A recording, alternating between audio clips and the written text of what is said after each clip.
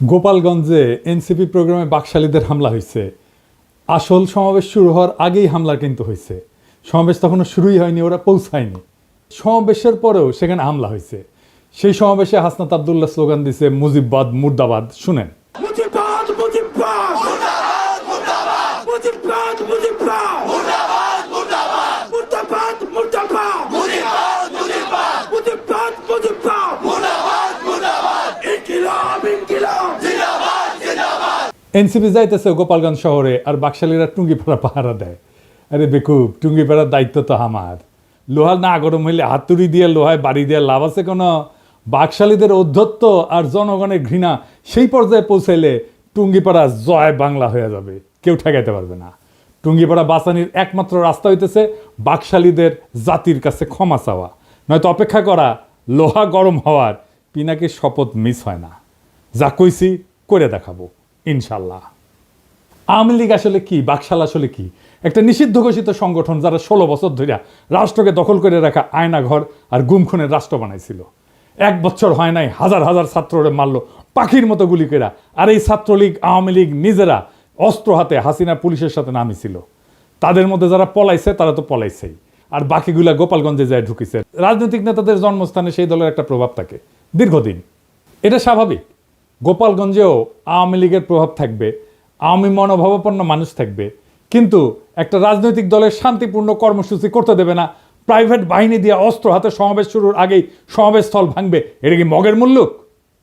কেন বিএনপিকে তো গত ফেব্রুয়ারিতে সমাবেশ করতে বাধা দেয় নাই? আমরা তো কথা বলার সভা সমাবেশের স্বাধীনতা চাইছি, রাজনীতির স্বাধীনতা চাইছি। হাসিনা এটা করতে দেয়নি, তো গোপালগঞ্জে কি এখনো হাসিনার শাসন চলে? বিএনপি ওখানে করতে পারলে এনসিপি কেন করতে পারবে না? মানে গোপালগঞ্জের আওয়ামী লীগের সাথে কি এমন প্রেম বিএনপির যে তারা সমাবেশ করতে পারবে, আর কি এমন শত্রুতা এনসিপির যে তারা যাইতেই পারবে না? বিএনপি কি হাসিনার বিরুদ্ধে লড়াই করে নাই? এই বিএনপি যখন 2024-এর 14 সেপ্টেম্বরে প্রোগ্রাম করতে যাইতেছিল, তখন গাড়ি বহরে হামলা করে 3 জন বিএনপির নেতাকর্মীকে মাইরা ফেলাইছিল এই গোপালগঞ্জের বাকশালীরা। আর আজকা বিএনপির কর্মীরা উল্লাস করিচ্ছে আওয়ামী লীগের মতোই, যে এনসিপি মার খাইছে, দাওয়া খাইছে, উল্লাস করিচ্ছে। হ্যাঁ, কি বেকুবের বেকুব রে। তো বিএনপি পরে প্রোগ্রাম করলো যখন, তখন কোনো হইল না কেন? কোনো অ্যারেঞ্জমেন্ট হয়েছিল নিশ্চয়ই। তো যখন পরে বিএনপি প্রোগ্রাম করতে গেল, তখন কেন আওয়ামী লীগ ট্রিগার্ড হইল না? কেন ডাক্তার জাহিদ ট্রিগার্ড হইল না? কেন কচু খেতে ট্রিগার্ড হইল না? কেন আগে থেকে আওয়ামী লীগেরা চ্যালেঞ্জ ছুড়ে দিতে থাকলো? প্রশ্নটা এখানেই। তার মানে বিএনপির সাথে গোপালগঞ্জ আওয়ামী লীগের এই মুহূর্তে কোনো কনফ্লিক্ট নাই। কনফ্লিক্ট আছে এনসিপির সাথে। তার মানে এনসিপি সেই শক্তি যা হাসিনাকে উৎখাত করছে, তারে ঠেকাইতে হবে। বিএনপির সাথে আর কোনো শত্রুতা নাই। তাই আওয়াজ তুলছে গোপালগঞ্জের ছাত্ররা ঢুকতে পারবে না, ঢুকলেও বাইরে হতে পারবে না। এইটা ছিল মিথ। এই মিথ চুরমার হয়ে গেছে। রাজনৈতিক দলের কর্মসূচিকে নিরাপত্তা দেওয়া পুলিশের কর্তব্য, আর্মির কর্তব্য। এনসিপি মারপিট করতে যায় নাই, সভা করতে গেছে, রাজনৈতিক সভা। এনসিপির হাতে অস্ত্র ছিল না, আমরা সবাই দেখছি। তারা খালি হাতে গেছে, পুলিশ আর্মি নিরাপত্তা দিছে, তাদের পেশাগত কাজ করছে। পুলিশ আর্মি এই কাজটা করছে রক্তপাতহীনভাবে, কোনো প্রাণ ঝরে নাই, যতক্ষণ পর্যন্ত এনসিপির নেতারা ছিল। এটাই বিজয়, হাসিনার জামানাকে অতিক্রম করে যাওয়ার বিজয়। এই বিজয় এলো বর্ষা বিপ্লবের নায়কদের হাত ধরে। গোপালগঞ্জে মুজিব বিরোধী সমাবেশ করতে যাওয়া যায়, নিরাপদে ফিরেও আসা যায়, কোনো প্রাণঘাতী সংঘাত ছাড়াই। তারা তাদের কর্মসূচি শেষ করে ফেরত আসছে। এই ঘটনার রাজনৈতিক মূল্য অনেক। এইগুলাই ছোট ছোট বিজয়। আর গোপালগঞ্জের জনগণ নামে নাই, নাম ছিল বাকশালী গুন্ডারা। ওরা মরণপণ লড়াই করতে পারে না, সেটাও তো দেখলেন। এখন বলবেন কই 4 জন তো মারা গেছে। হ্যাঁ, মারা গেছে, কারণ তারা এনসিপির নেতারা ফিরে আসার পরে নানা জায়গায় হামলা শুরু করেছিল, বোমা আগ্নেয়াস্ত্র নিয়ে, এমনকি জেলখানা আক্রমণ করেছে। ক্যাজুয়ালিটি হয়েছে তারা ফিরে আসার পরে। আরও অনেককে চিনবার পারলাম এই সুযোগে। যেমন ধরেন বাংলাদেশের মিডিয়াগুলা, যেমন প্রথম আলো, জাউরা, ও বলছে যে কিছু লোক এসে হামলা চালাইছে। এই লোকের পরিচয় তারা জানে না। মতি মাহফুজকে এমনি আমি থাপড়াইতে চাই, জাউরার জীবন ভালো হবে না। এখন আবার কচু খেতে আসিছে মানবাধিকার নিয়ে, ওরে আমার ওরে। ওবার মানবাধিকারও বুঝে। মানে আপনি একজন খুনি ডাকাতের মানবাধিকারের পক্ষে দাঁড়াবেন, জার্মানিতে নাজি পার্টির সদস্যদের মানবাধিকারের পক্ষে দাঁড়াবেন। ওই সারাক্ষণ করে ধান্দাবাজি, জানেন? কই থেকে কি টাকা কামানো যায় তার ধান্দা করে। টাকা কামানো খারাপ কিছু না, কিন্তু মিনিমাম নৈতিকতা তো থাকবে। একটা এক্সাম্পল দিই, ওই যে মুস্তাক মারা গেল না, রিমান্ডে নিছিল, তার সাথে কিশোরকে ধরেছিল। কেন ধরেছিল জানেন? নাফিস শরাফতের একটা কার্টুন আঁকিছিল কিশোর, এই আইডিয়া সামির প্রকাশ করেছিল আই অ্যাম বাংলাদেশিতে। সামি ওইটার অ্যাডমিন, সে নিজেই কইছে যে দেখেন সেই পেজ সেই চালাইতো। সেই নাফিস শরাফত রেগে গিয়া এই কিশোর আর মুস্তাককে অ্যারেস্ট করে পিটায়। মুস্তাককে এতই পিটাইছিল যে সে প্যান্টে হাগে দিছিল। তারপর তো মুস্তাক মরে গেল। সেই নাফিস শরাফতের একটা কাজের জন্য এই সামি তদবির করছে মন্ত্রণালয়ে, কাজ দেয় না এই জন্য মন্ত্রণালয়ের দায়িত্বপ্রাপ্ত বিশেষ সহকারী পিছে সে লাগিছে, তার নামে রিপোর্ট করাইছে। যে আমার কমরেডকে মাইরা ফেলাইলো তার জন্য তদবির। সি সি সি সি রে সামি সি। আমি এটা শুনে বাকরুদ্ধ। একটা মানুষের নৈতিক পজিশন এত সহজে বেঁচে দেওয়া যায়? মুস্তাকের জীবনের এতটুকু মূল্য নাই তার কাছে। আমি যে ওরে অপছন্দ করি এমনি এমনি না, ওর মধ্যে বিবেক মনুষ্যত্ব কিচ্ছু নাই। ওর সঙ্গে যখন কথা হইতো তখন আমি বলছিলাম যে আপনি মোটা আজিজের মারছেন না, সেটা আমাদের জন্য ভালো হয়েছে, কিন্তু আপনার একটা বস্ত বড় ক্ষতি হয়েছে। আপনার মধ্যে একসময় রিমোর্স আসবে, অনুতাপ আসবে। আজ না হোক কাল আসবে, কাল না হোক পরশু আসবে, নয়তো মরার আগে আসবে। আপনার মনে হবে একজন মানুষ আপনারে বিশ্বাস করেছিল, সে খারাপ মানুষ তাতে সন্দেহ নাই, কিন্তু বিশ্বাস করছিল আপনাকে। সেই বিশ্বাস, ট্রাস্ট আপনি ভাঙছেন। ট্রাস্ট একটা খুব ইম্পর্টেন্ট জিনিস। বাংলাদেশে বিশ্বাস ভাঙাটা কোনো ব্যাপার না। আর এই কচুকেতিরকে দেখে বুঝলাম ও মরার টাইমে ওর রিমোর্স আসবে না।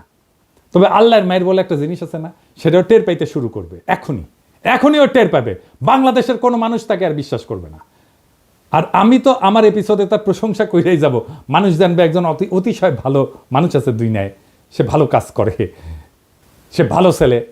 সন্ধ্যায় হাত মুখ ধুয়ে পড়তে বসে আর দেখে কোটি কোটি ধান্দা করা যায়, কোটি কোটি চান্দা আদায় করা যায়। কারে কারে দিয়ে চান্দা আদায় করে সেটাও জানি।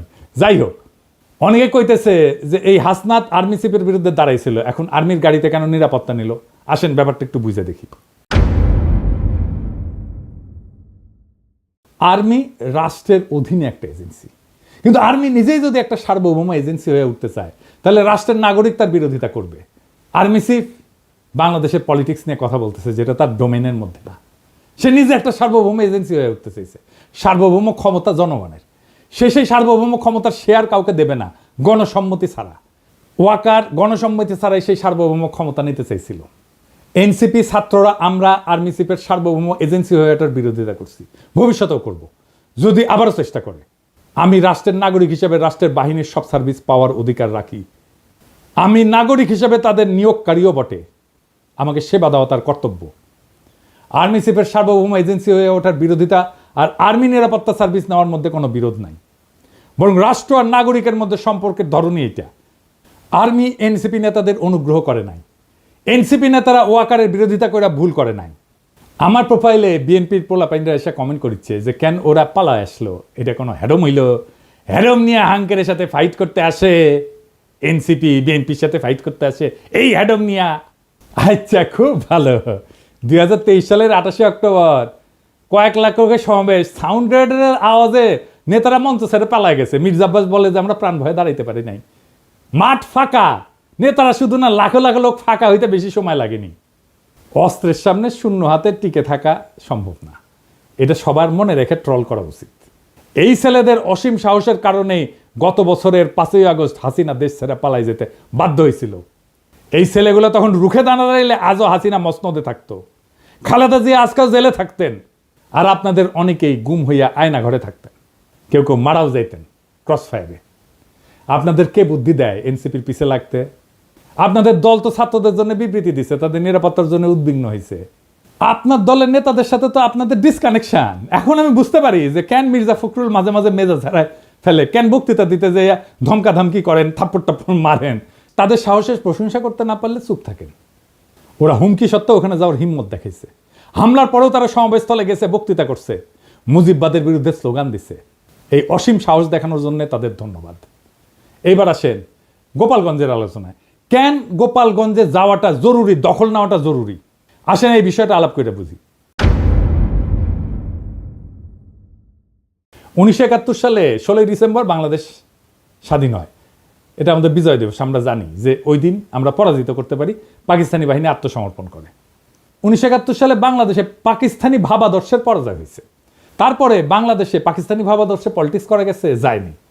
বাংলাদেশকে মাইনাই পলিটিক্স করতে হয়েছে, এটাই নর্মাল।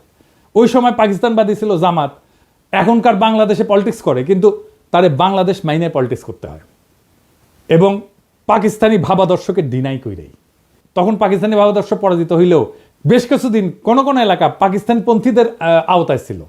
ওই সমস্ত জায়গায় বাংলাদেশের সার্বভৌমত্ব প্রতিষ্ঠা করতে সময় লাগছে। যেমন ধরেন মিরপুর 1972 সালের 30শে জানুয়ারি পর্যন্ত মিরপুর দখলে ছিল পাকিস্তানপন্থীদের।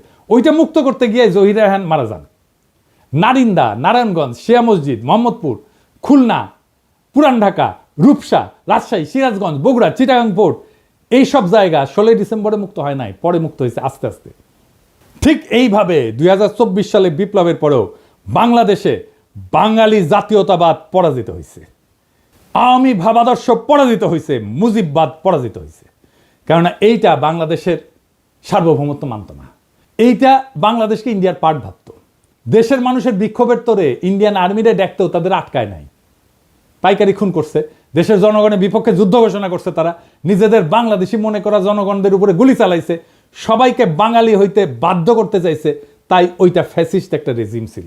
তাই বাঙালি জাতীয়তাবাদ এবং মুজিববাদ, বাকশাল, আওয়ামী লীগ বাংলাদেশ আর পলিটিক্স করতে পারবে না, তারা বাংলাদেশি মানে না। কিন্তু 71-এর মিরপুরের মতোই 24-এও গোপালগঞ্জে এখনো বাঙালি জাতীয়তাবাদ, মুজিববাদ পরাজিত হয়নি। সেই জন্য হাসনাত আব্দুল্লাহর গোপালগঞ্জে দাঁড়ায় মুজিববাদ মুর্দাবাদ, এটা খুবই প্রতীকী একটা কাজ হয়েছে। মুজিববাদ মুজিববাদ মুর্দাবাদ মুর্দাবাদ মুজিববাদ মুজিববাদ মুর্দাবাদ মুর্দাবাদ মুর্দাবাদ মুর্দাবাদ মুজিববাদ মুজিববাদ মুজিববাদ মুজিববাদ মুর্দাবাদ মুর্দাবাদ ইনকিলাব ইনকিলাব জিন্দাবাদ জিন্দাবাদ। আমি গোপালগঞ্জের আমজনতারে বলবো, আপনারা বাংলাদেশ না মানা রেসিস্ট, ফ্যাসিস্ট বাঙালি জাতীয়তাবাদে থাকেন না, আর মদত দিয়েন না। সারেন্ডার করতে বাধ্য করেন অ্যান্টি বাংলাদেশ বাঙালি জাতীয়তাবাদী এবং মুজিববাদীদেরকে। পরাজয় মাইনে নিতে বলেন, মাইনে নিয়ে বাংলাদেশের মেইন স্ট্রিমে জয়েন করতে বলেন মেহেরবানি কইরা। আর এটা যদি না করতে চান, গোপালগঞ্জ বিপ্লবের বাংলাদেশের সার্বভৌমত্ব প্রতিষ্ঠা করা হবে। আপনারা এক সপ্তাহ টিকতে পারবেন না, আর্মি পুলিশ কিচ্ছু লাগবে না, জাস্ট আপনাদের সাপ্লাই চেইন বন্ধ করে দেওয়া হবে। আপনারা বাইরে হতে পারবেন কিন্তু ঢুকতে পারবেন না। সব ইকোনমিক অ্যাক্টিভিটিস বন্ধ হয়ে যাবে, জ্বালানি তেলের সাপ্লাই বন্ধ হয়ে যাবে, গ্যাস বন্ধ হয়ে যাবে, ইলেকট্রিসিটি সাপ্লাই বন্ধ করে দিলে আপনারা শেষ। আগে ঘোষণা দেওয়া হবে, শহর ছাড়েন, 24 ঘন্টার মধ্যে ফাঁকা হয়ে যাবে শহর, সব সরকারি কর্মচারীদের উইথড্র করা হবে। পারবেন 7 দিন টিকতে? প্রফেসর ইউনূসের দায়িত্ব বাংলাদেশের সার্বভৌমত্ব প্রতিষ্ঠা করা গোপালগঞ্জে। আবার 1 মাস পরে মার্চ টু গোপালগঞ্জ ঘোষণা করা হবে, যদি আপোষে সারেন্ডার না করে তাইলে। বেগম জিয়া বলছিলেন গোপালগঞ্জের নামই বদলায় যাবে, গোপালগঞ্জ আর থাকবে না। শুনেন, আপনি কি এখন মুখটা বন্ধ কেন? এই যে মহিলা, আপনার মুখটা এখন বন্ধ কেন বলেন তো? কি বলছিলেন এতক্ষণ ধরে? মুখটা বন্ধ কেন এখন? দেশ কোথায়? গোপালী? গোপালগঞ্জ জেলার নামই বদলে যাবে, বুঝছেন? গোপালগঞ্জ আর থাকবে না। এইটা বাস্তবায়ন করতে হবে। এর জন্য 2টা কাজ করা যায়। এক, গোপালগঞ্জের নামটা বদলে ফেলাই যায়, বা জেলা সদর পরিবর্তন করে অন্য উপজেলায় নিয়ে যায়, নাম বদলে দেওয়া যায়। গোপালগঞ্জ বদলে কাশিয়ানি করা, কিন্তু মৌলিক কোনো পরিবর্তন করা হবে না। আর 2 নম্বর হচ্ছে গোপালগঞ্জের উপজেলাগুলোকে জিওগ্রাফিক্যাল লোকেশন, রোড কানেক্টিভিটি এবং হিস্টোরিক্যাল কালচারাল কানেকশনের ভিত্তিতে অন্যান্য জেলার সাথে রিডিস্ট্রিবিউট করে দেওয়া, গোপালগঞ্জ জেলায় বাদ দিয়ে দেওয়া। এক্ষেত্রে যেটা করা যেতে পারে, 1 নাম্বার, কাশিয়ানি এবং গোপালগঞ্জ সদরকে নড়াইলের সাথে যুক্ত করে দেওয়া যায়। মাকসুদপুর উপজেলাকে মাদারীপুরের সাথে যুক্ত করে দেওয়া যায়। কোটালীপাড়াকে বরিশালের সাথে যুক্ত করে নতুন নামকরণ করে দেওয়া যায়। আর টুঙ্গিপাড়াকে বাগেরহাটের সাথে যুক্ত করে নতুন নামকরণ করা যায়। তো এতে একটা জেলা কমে যাবে। তো একটা জেলা যদি কমে যায়, তাহলে আমরা কোনো একটা জায়গাকে, যেমন ভৈরব বা লাকসামকে নতুন জেলা ঘোষণা করে মোট জেলার সংখ্যা 64 রাখা যায়। এখন সময় আসছে একটা প্রতীকী কিন্তু বাস্তব সিদ্ধান্ত গ্রহণের। গোপালগঞ্জে বাংলাদেশের মানচিত্র থেকে কেবল এক প্রশাসনিক জেলা হিসাবে না, একটা দমন পীড়নের দুর্গ হিসাবে, বাকশাল মুজিববাদের দুর্গ হিসাবে চিহ্নিত করার ইতিহাস থেকে মুক্ত করতে হবে। টুঙ্গিপাড়া বা গোপালগঞ্জ কখনো একটা পরিবার বা মতাদর্শের ব্যক্তিগত দুর্গ হতে পারে না। এটা বাংলাদেশ নামের জাতির অংশ। এই জাতির মালিক জনগণ, কোনো পরিবার না। 1972 সালে যেমন মিরপুর জমাট পাকিস্তানি জাতীয়তাবাদ ঘুরাই দিছিল, জনতার বিজয়, সে তেমনি 2025 সালে গোপালগঞ্জে ভাঙতে হবে সেই বাঙালি জাতীয়তাবাদ, মুজিববাদের ছত্রবেশী ফ্যাসিবাদের দুর্গ। 21 শতকের বাংলাদেশে জায়গা নাই সেই রাজনীতির যারা বাংলাদেশকে ভারতীয় মতাদর্শের গুদামে পরিণত করতে চায়। গোপালগঞ্জের প্রশাসনিক পুনর্বিন্যাস শুধু রাজনৈতিক প্রতিশোধ না, এটা ভবিষ্যতের জন্য বার্তা। আর কোনো জেলাকে পরিবর্তনের দুর্গ করা যাবে না। যে জেলা জনগণের বিরুদ্ধে চলে যায়, তাকে আবার জনগণের ভিতরে ছড়াই দিতে হবে। এই দেশ কারো ব্যক্তিগত জমিদারি না। মুজিববাদ না বাংলাদেশ জিন্দাবাদ, বাকশাল না গণতন্ত্র জিন্দাবাদ, টুঙ্গিপাড়া না সার্বভৌম বাংলাদেশ জিন্দাবাদ। আমরা চলছি, আমরা চলা শুরু করছি, আর থামবো না। এবার শুধু ঢাকাই না, আবার হবে মার্চ টু গোপালগঞ্জ। যদি না মানে আপোষে, তবে শুরু হবে গণজনতার শুদ্ধি অভিযান। গোপালগঞ্জ থাকবে না, থাকবে শুধু বাংলাদেশ। ইনকিলাব জিন্দাবাদ।